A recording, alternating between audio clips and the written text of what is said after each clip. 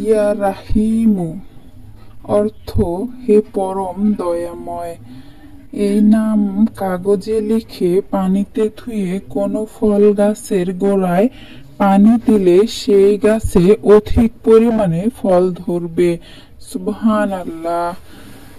এই নাম প্রেমিক প্রেমিকা যদি ইয়া রহমানু লিখে না নিচে তাদের উভয়ের মায়ের নাম লিখে পানিতে ধুয়ে সেই পানি খেয়ে নেয়, তাহলে তাদের ভালোবাসা বৃদ্ধি পাবে ইনশাআল্লাহ।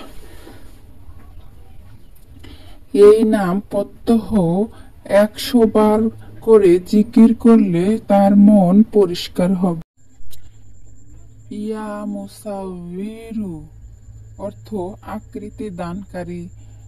এই আল্লাহর গুণবাচক নামটি 7 বার পড়লে বন্ধাদের সন্তান হবে, নেক সন্তান হবে, চেহারা চাঁদের মতো উজ্জ্বল হবে যে কেউ।